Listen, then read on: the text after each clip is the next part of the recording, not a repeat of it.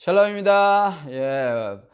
오늘은 이제 본문 내용이 어떻게 흘러가는가를 살펴보도록 하겠습니다. 갓더 비전 복음서 내비게이션 제자 훈련의 정바울 선교사인데요.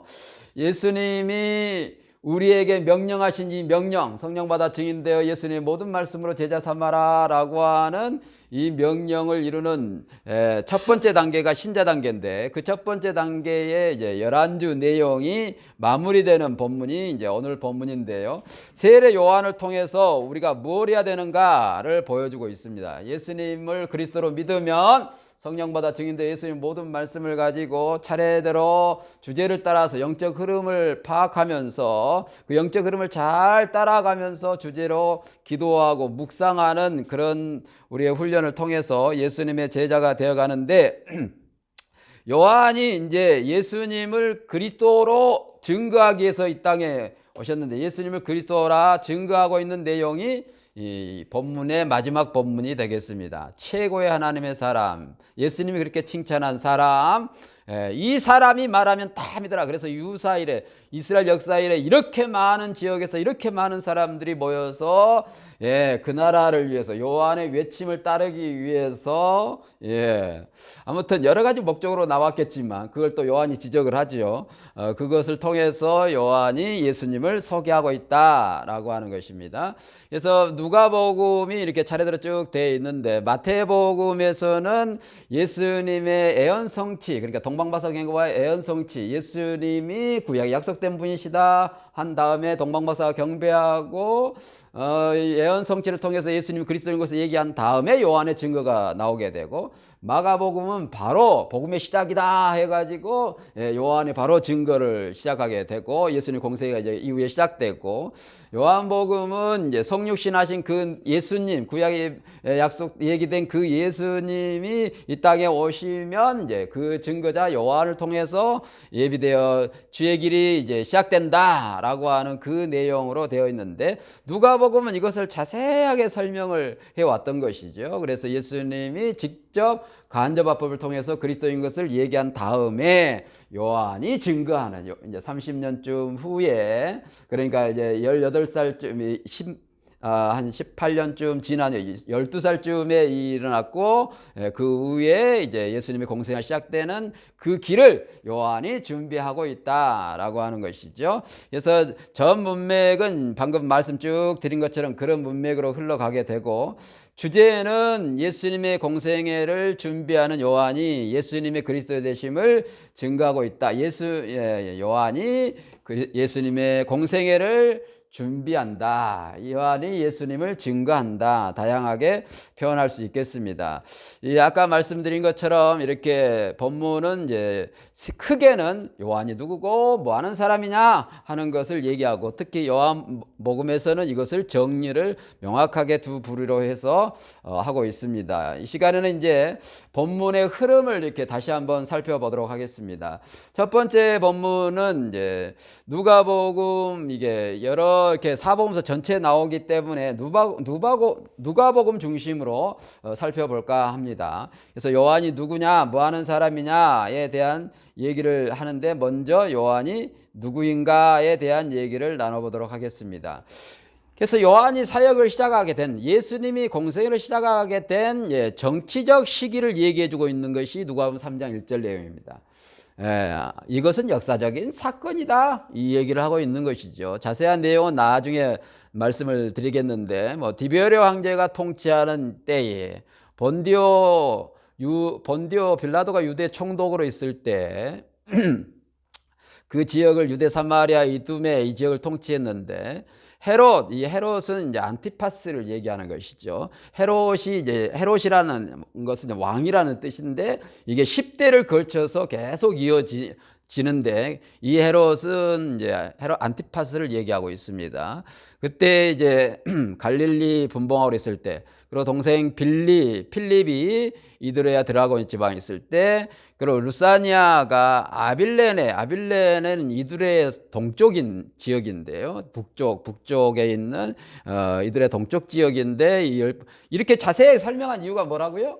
그냥 이거 잘 몰라도 돼요. 예를 들어서 이 정치적 역사적인 사건을 잘 몰라도, 예수님이 이 공생애를 시작한 것은 역사적인 사건이다. 예수님의 성탄도 그렇고 예수님의 공생애도 그렇고 예수님이 역사적인 분이시다. 당연히 예수님을 역사적인 인물로, 역사적 4대 성인, 역사적인 인물로 믿는 분들 많이 있지 않은 분들. 그런데 그분이 나의 그리스도시다. 하나님의 아들, 나의 구원자다. 나의 왕이시다. 그렇게 믿는 사람은 또 어떨지 모르겠습니다. 여하간에 예수님이 정치적 시기를 통해서 역사적으로 예수님이 사역을 시작했다. 여기 3장 2절은 종교적 시기를 얘기하고 있습니다. 그래서 안나스와 가야바가 AD 18년부터 36년 동안 대제사장으로 있을 때였습니다.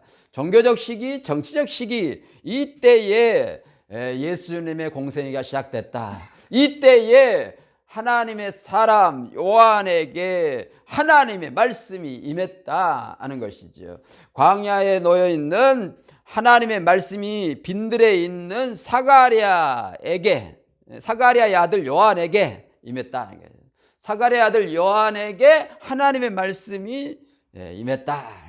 빈들, 이 광야는 하나님의 은혜 없이는, 하나님 없이는 살 수 없는 그런 상징적인을 가지고 있는 것이죠. SNF파 내 쿰랑 공동체 내 여러 얘기들을 할 수 있겠지만은 아무튼 간에 이런 정치적인, 종교적인 시기, 역사적인 시점의 시기에 하나님의 때가 돼서 하나님의 말씀이 광야에 있는 요한에게 임했다라고 하는 것이죠.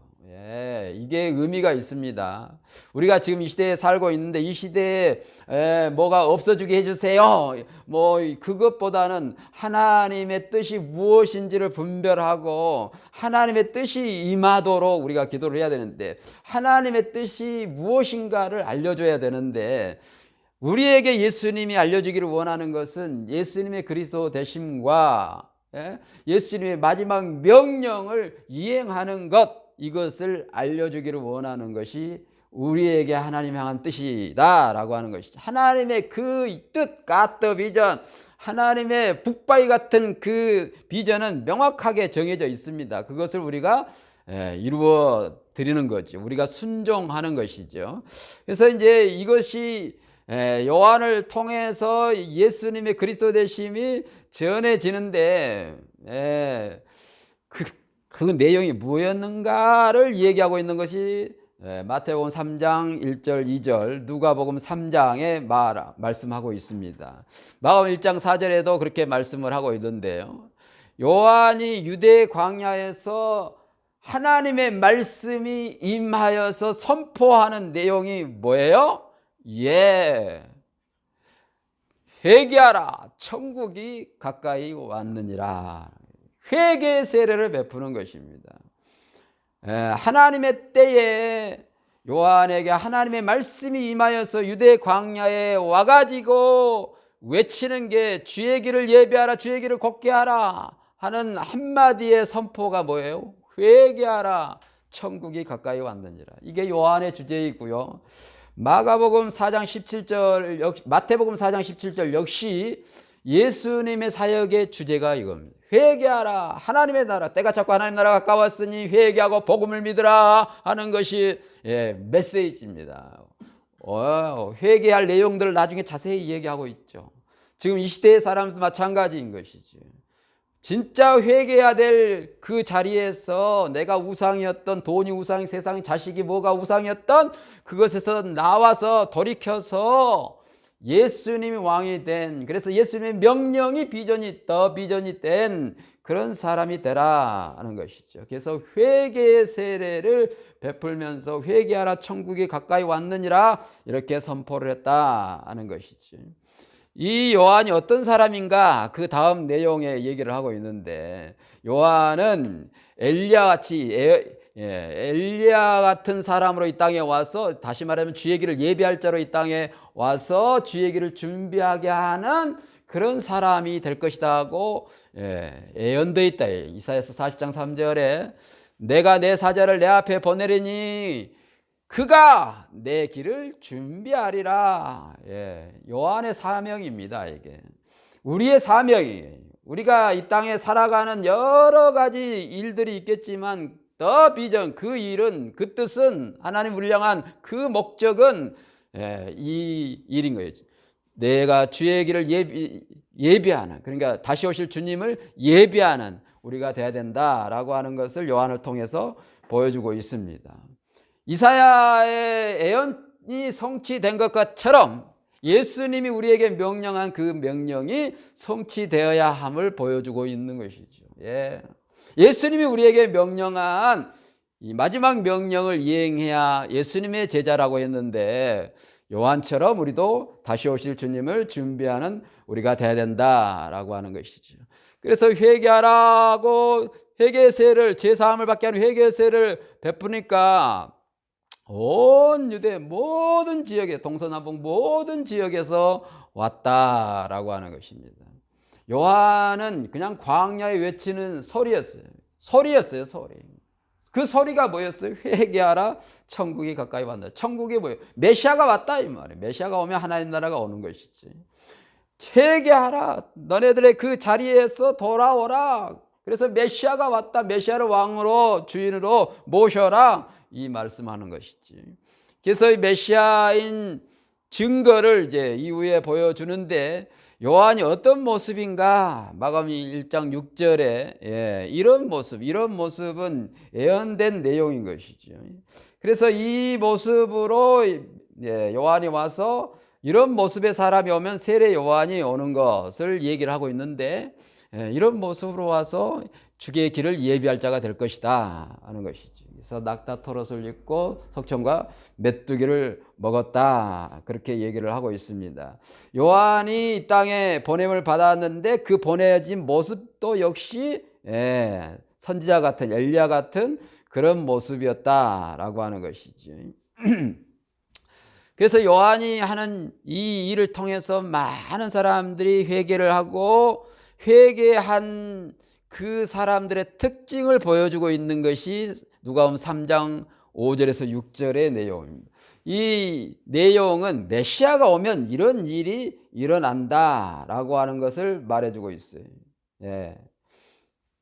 그냥 하나님 나라가 한마디로 임한다, 그 얘기를 하고 있는 것이죠. 모든 골짜기가 메워지고 모든 작은 산이 낮아지고 굽은 것이 곧아지고 험한 길이 평탄하여 질 것이다. 우리의 영적으로, 정신적으로, 환경적으로 이런 일이 일어나는 것이죠. 본질적으로 이런 일이 일어나는 것이죠. 그래서 6절에 모든 육체가 하나님의 구원하심을 볼 것이다. 당연히 메시아로 말미암는 구원인 것이죠.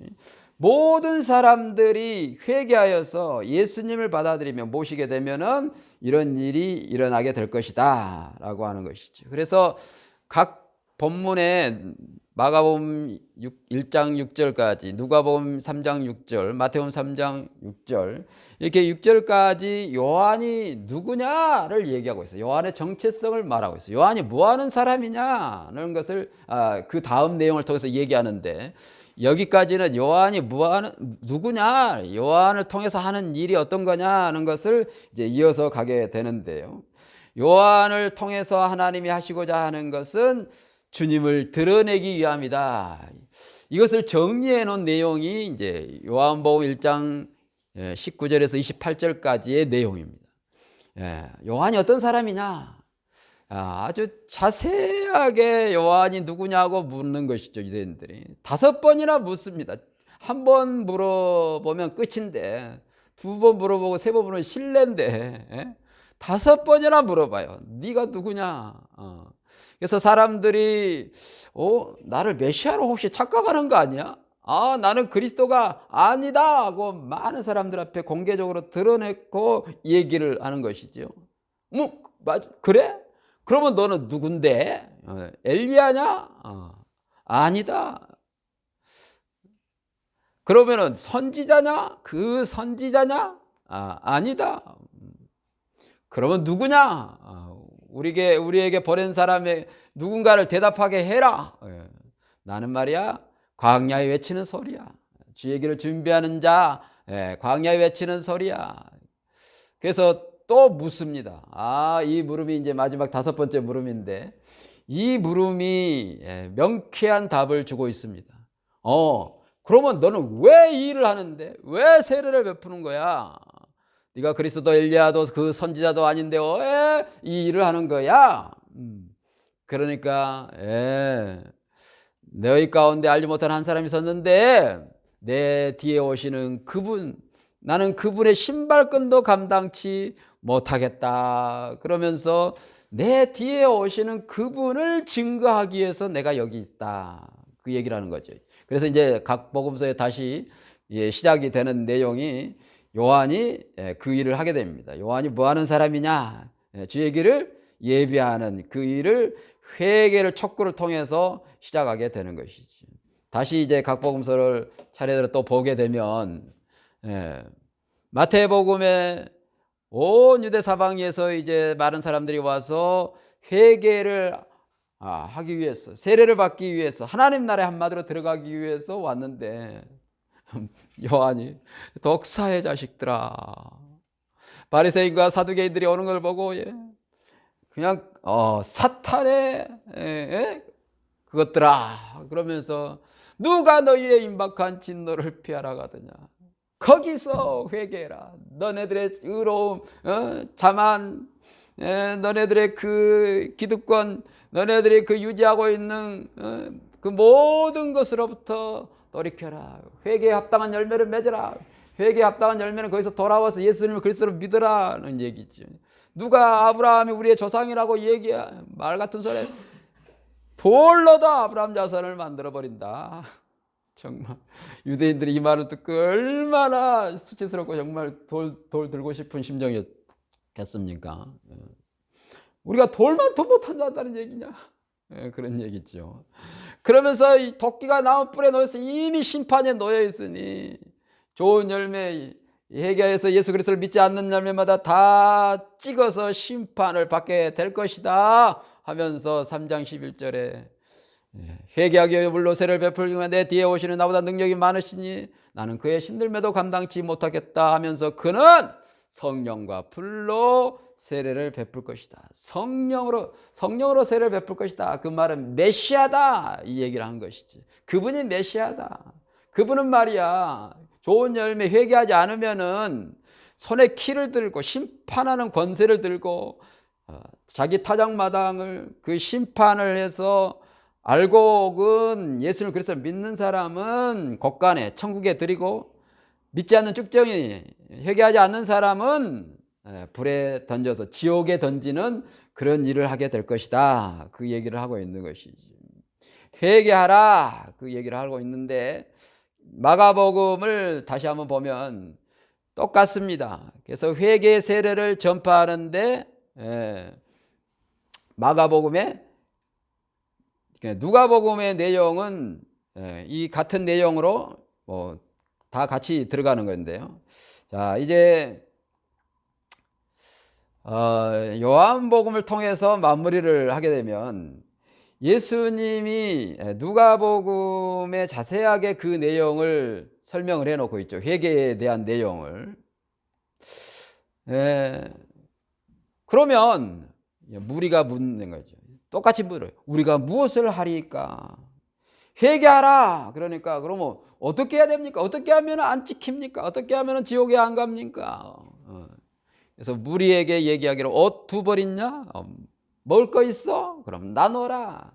이 말은 무슨 얘기냐면 모든 사람들은 모든 자리에서 회개해야 된다. 회개하지 않을 사람이 없다. 이 얘기를 무리를 통해서 옷 두 벌, 먹을 거, 의식주의 기본적인 문제를 가지고 회개를 촉구하는 것이죠. 이 얘기의 내용은 뭐예요? 모든 사람이 회개해야 된다. 그 얘기를 하는 것이죠. 거기에 이제 권력자들은 당연한 것이죠. 세리, 죄송합니다. 이게 계속 꼭 글이 넘어가게 되는데, 세리는 똑같이 물어요. 그럼 우리가 무엇을 해야 구원을 얻겠습니까? 우리가 무엇을 해야 되겠습니까? 그러니까 부가던 것 외에는 부가던 것 외에는 거두지 마라. 당시에 세리도 아주 나쁜 사람이었습니다. 매국노 같은 그런 사람이었어요. 그냥 로마의 10분의 1만 바치고 자기가 나머지 것은 막 챙기고 막 10분의 3을 거두든 뭐 얼마를 거두든 해가지고 챙기는 아주 나쁜 데. 그런데 마태는 레인이면서 세리였다. 자기가 그냥 자기를 이실 죽고 하는 거죠. 죄인이네, 죄인이다. 그 얘기하는 거예요. 나중에 그 얘기가 또 나오죠. 그러니까 이게 중산층 정도 된다면, 예? 이게 이제 돈의 권력이죠. 예. 돈, 부자, 돈 하는 사람들. 거기서 회개해야 된다 하는 것이지. 나는 뭐 나는 가난해서 회개할 게 없는데, 앞에 무리해서 얘기했죠. 예. 그리고 이제 군인들은 권력자죠. 예, 권력자 똑같이 물어요. 우리는 무엇을 하리까? 이 얘기는 세 부류가 얘기한 이 얘기는 뭐예요? 이 세상의 모든 존재들이 다 회개해야 된다. 모든 사람들이 예수 그리스도를 믿어야 된다. 그 얘기를 계속해서 강조하고 있는 것이죠. 그래서 강탈하지 말고 거짓으로 고발하지 말고 받은 급료로 월급으로 자족해라. 예, 더 회개할 내용이 구체적이죠. 예.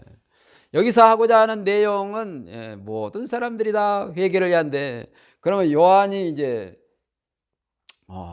모든 사람에게 대답해서 얘기하기를, 다시 한번 강조하기를, 내가 세례를 베푼 이유가 있는데, 이 일을 하는 이유가 있는데 그분의 길을 준비하기 위해서 내가 이 일을 하고 있어. 그래서 요한복음에 다시 정리를 합니다.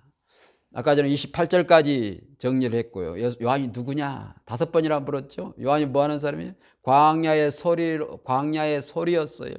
그래서 회개를 촉구하는 사람으로 주의 길을 준비하는 사람인데, 이 요한을 통해서 예수님이 강력하게, 요한은요 기회 있을 때마다 예수님을 증거합니다. 정말 감옥에서도 심지어 그분이 메시아야 하는 것을 간접적으로 알려주게 하는 그런 일을 하게 되는, 정말 기회 있을 때마다 요한은 얘기해요.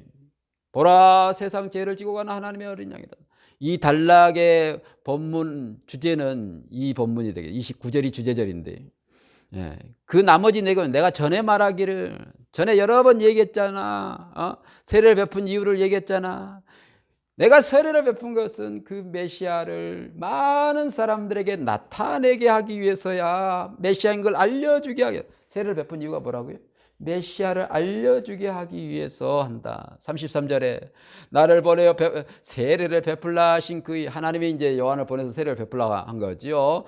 성령이 내려오면, 내가 세례를 베풀 때에 이제 이후에 그 본문이 나오는데, 성령이 내려오면 그 사람이 메시아다 하는 증표. 그래서 성령이 내려, 하늘문이 열리고 성령이 임하고 하나님의 음성이 들리는 이 사건을 통해서 예수님의 공생애가 시작되는데요. 이 일을 일으키는, 이 일을 위해서 요한이 왔다. 요한이 온 목적이 뭐예요? 예수님을 드러내기 위해서 왔다. 예수님을 많은 사람들에게 증거하기 위해서 왔다. 요한이 세례를 베푼 이유, 우리가 사역하는 이유가 같습니다. 우리가 사는 이유가 같습니다. 우리가 돈 버는 이유가 같습니다. 우리가 일저일 하는 이유가 같습니다. 꼭 목사님이나 선교사님, 전임 사역자만 하는 게 아니에요.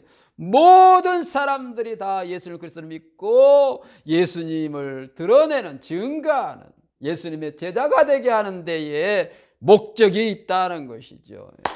주일날 한번 와서 그냥 예배드리고 온실하고 11조하고 봉사하고 그걸로 족하지 않다. 모든 사람들이 회개해야 되는데 무엇에서 회개됩니까? 내가 새로운 눈을 떴는데 예수님의 모든 말씀을 가지고 주제를 따라서 영적 흐름을 따라가면서 기도하고 묵상하고 안내해서 예수님의 제자 되게 하는 그 명령을 이행하는 것. 마가복음 8장 25절,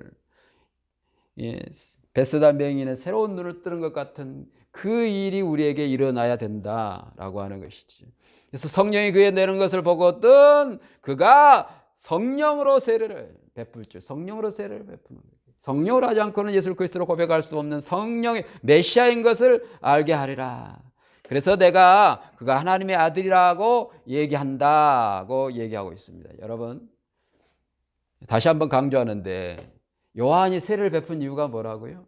하나님이 요한을 보내는 목적이 뭐라고요? 하나님이 그 일을 하게 한 목적이 뭐라고요?